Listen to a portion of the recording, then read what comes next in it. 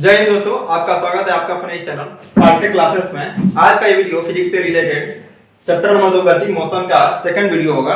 आपको बता दें कि इससे पहले इसका वीडियो अपलोड कर दिए हैं, जिसमें मैंने सदिश राशियों के अदिश गुणन और सदिश गुणन के बारे में बताया था।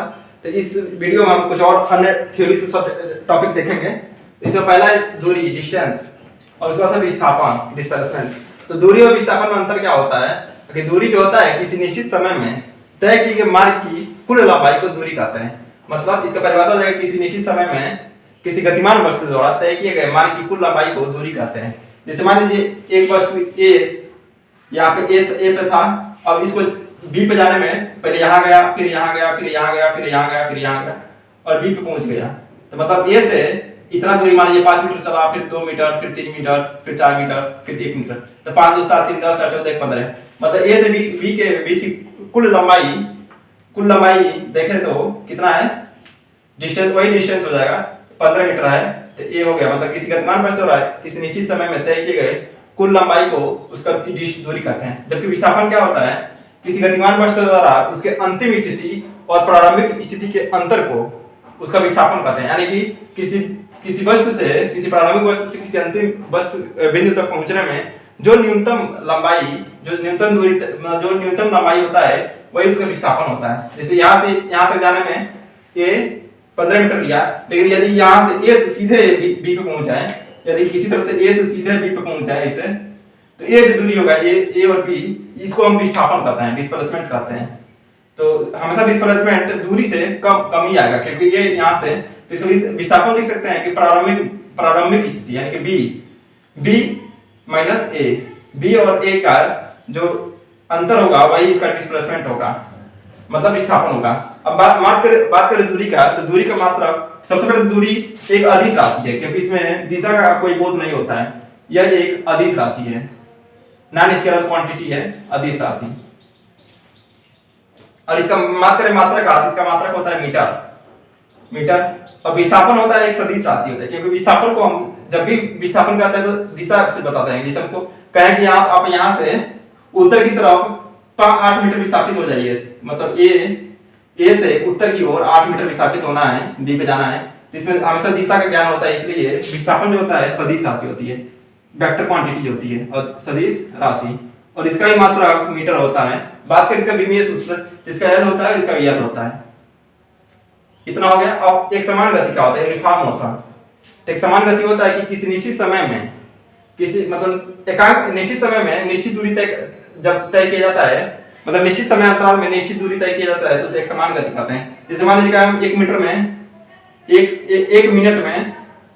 एक मिनट में 20 मीटर वो चलता है, तो ये एक समान गति होगा, क्योंकि 1 मिनट में 20 मीटर चलता है तो अगले 1 मिनट में फिर 20 मीटर चलेगा, फिर अगले 1 मिनट में फिर 20 मीटर चलेगा। इस तरह कह सकते हैं कि वो हर एक मिनट में 20 मीटर चलता है, तो इस तरह की गति को एक समान गति कहते हैं, यूनिफॉर्म मोशन कहते हैं। मतलब एक समान समय अंतराल में समान जब दूरी तय किया जाता है तो उसे समान गति कहते हैं।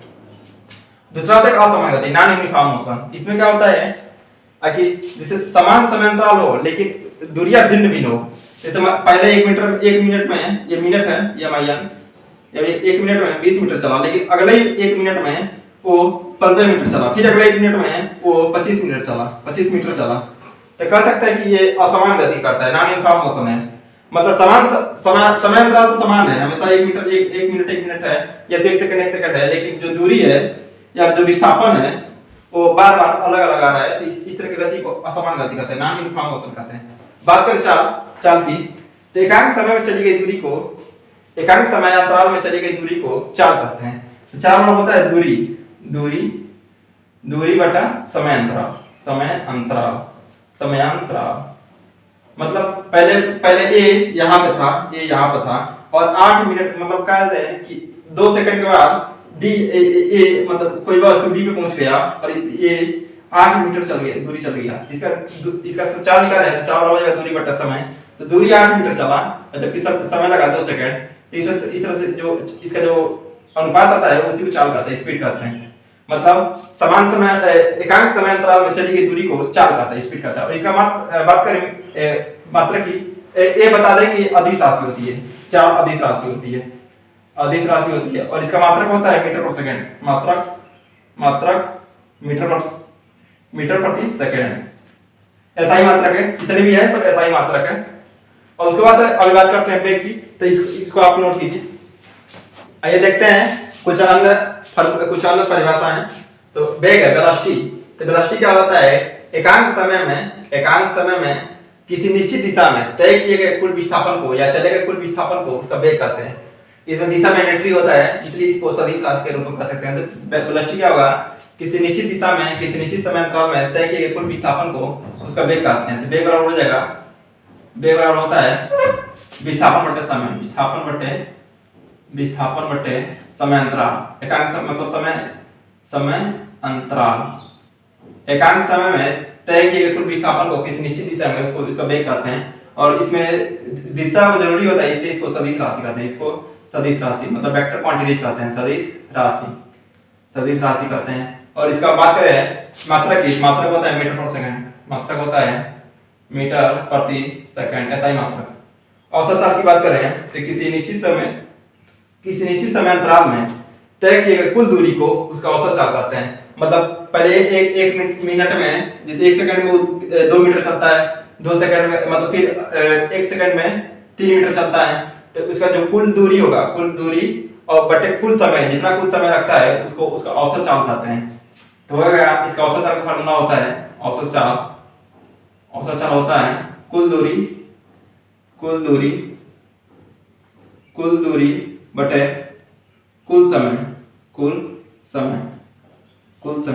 और औसत वेग क्या होता है कि एकांक समय अंतराल में चली गई कुल विस्थापन को उसका औसत वेग कहते हैं। मतलब एकांक समय अंतराल एकांक को और जितना वो विस्थापन होता है, टोटल विस्थापन। जैसे मान लीजिए पहले ए से बी पे गया इधर, फिर बी से सी पे गया इधर, फिर सी से डी पे गया इधर, इस तरह से जितना विस्थापन होता है उसको टोटल जोड़ देते हैं, फिर उसे कुल कितना समय लगता है उसे भाग देते हैं, तो औसत वेग आता है। और औसत चाल का भी जो होता है एसआई मात्रक मीटर पर सेकंड होता है, इसका भी मीटर पर सेकंड। और औसत वेग का भी होता है मीटर पर सेकंड, और इसका फार्मूला होता है औसत वेग, एवरेज वेलोसिटी, औसत वेग हो जाता है कुल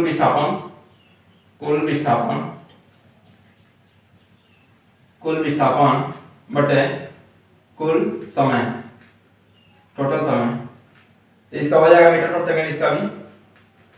और इसमें इसका अदिश राशि हो जाएगा और ये सदिश राशि हो जाएगा, क्योंकि 4 अदिश राशि होते हैं और वेग सदिश राशि होती है। इस कारण इसका अनुपात या औसत जो होगा वो भी अदिश और सदिश राशि इसी जैसे होगा। तो इतना नोट कीजिए और इसके बाद बताते हैं त्वरण और उसके बाद कुछ फार्मूले। आइए देखते हैं कुछ और महत्वपूर्ण परिभाषाएं। इससे पहले त्वरण एक्सेलरेशन। तो एक्सेलरेशन क्या होता है कि एकांक समय अंतराल में वेग परिवर्तन की दर को त्वरण कहते हैं, यानी वेग परिवर्तन की समय दर को त्वरण कहते हैं। तो ये हो जाएगा वेग परिवर्तन, त्वरण होगा वेग परिवर्तन बटे समय या समय अंतराल। वेग परिवर्तन, यदि वेग परिवर्तन में अंतिम वेग, जैसे मतलब जब कोई वस्तु विरामावस्था में होता है और जैसे चलना प्रारंभ करता है तो उसका प्रारंभिक वेग u होता है, और t समय बाद यदि उसका वेग v हो जाता है तो इसको कह सकते हैं वेग परिवर्तन v माइनस u, मतलब अंतिम वेग माइनस प्रारंभिक वेग बटे समय। शुरू में t था या t और माइनस 0 होती है, इसका हो जाएगा v minus u upon t।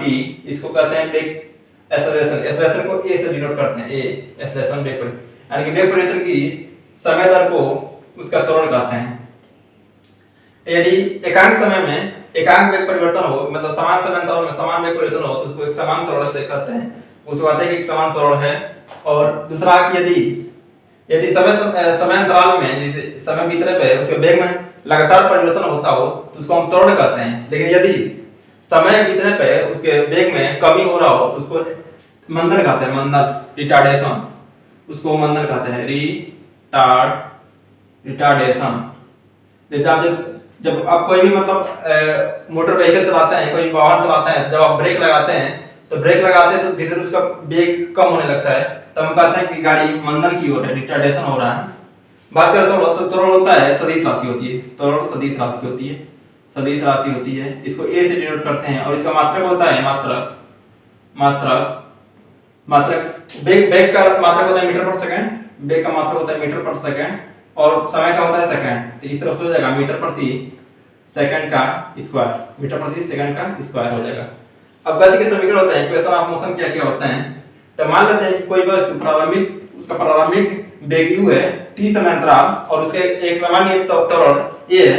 उसकी प्रारंभिक वेग u है, एक सामान्य त्वरण a है और t समय अंतराल t है। t समय बाद उसकी उसकी और t समय अंतराल बाद यस दूरी तय कर लेता है और जब उसके बाद उसका t समय अंतराल उसका वेग v हो जाता है, तो हम कह सकते हैं गति के समीकरण में इन पांचों का यूज करके जो इक्वेशन बनते हैं उसे गति का समीकरण कहते हैं। तो पहला इक्वेशन होता है v बराबर होता है u प्लस at, u बराबर v प्लस ut, यानी कि t समय बाद यदि एकांक त्वरण से चले तो t समय बाद उसका अंतिम वेग होगा उसका प्रारंभिक वेग और प्लस त्वरण गुणे समय अंतराल उसका अंतिम वेग हो जाएगा।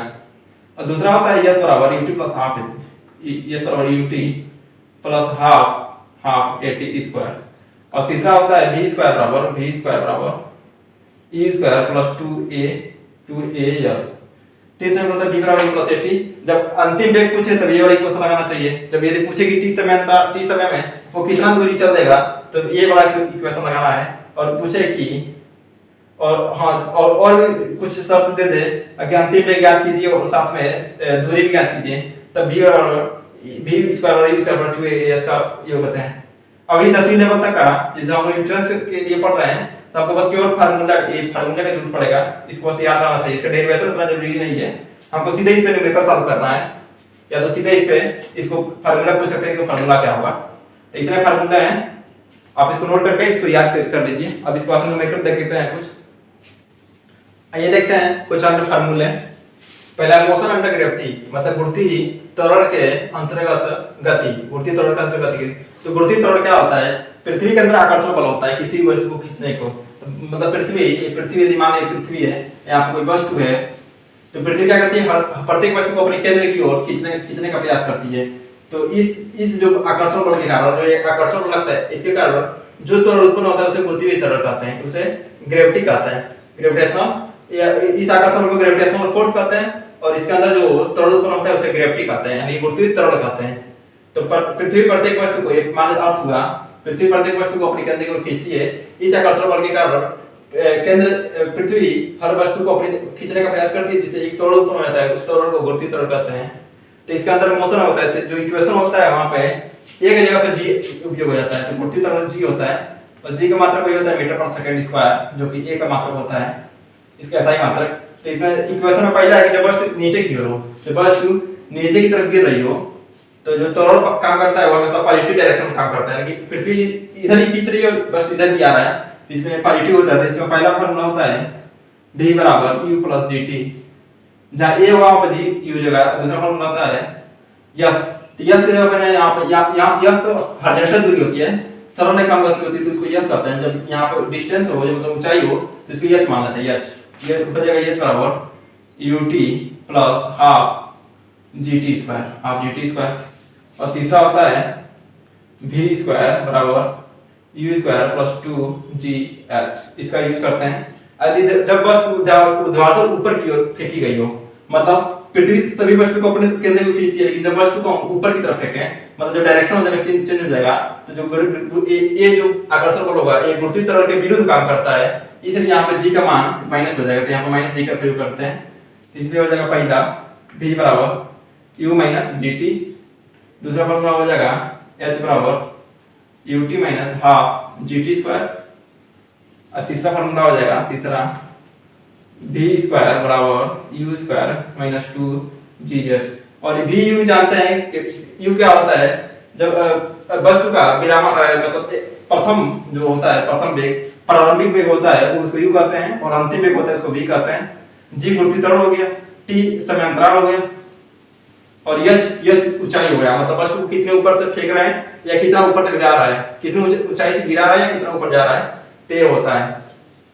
अब अगला है कि किसी विशेष सेकंड में वस्तु द्वारा चली गई दूरी, यानी कि distance in a particular second, किसी विशेष सेकंड में वस्तु चली गई दूरी, जिसका फॉर्मूला होता है s बराबर होता है u plus half a t minus 1। ये होता है काफी इंपॉर्टेंट फार्मूला, इससे क्वेश्चन सीधा बनते हैं। s और u plus half a t minus 1, ये फार्मूला होता है। तो इतना हो गया। अब इससे रिलेटेड हाफ ए 2t माइनस 1 होता है, 2t माइनस 1 हाफ ए 2t माइनस 1 होता है। इसको डिराइव कर सकते हैं समांतर श्रेणी से। आगे 1 सेकंड में इतना दूरी तय करता है, फिर अगले 1 सेकंड में इतना दूरी करता है, फिर दोनों को घटा दें तो ये वाला आ जाता है। तो इससे रिलेटेड में इतना ही थ्योरी था। अब इसके अगले वाले वीडियो में हम इसे न्यूमेरिकल सॉल्व करेंगे। तो फिलहाल इस वीडियो में इतना ही। जय हिंद।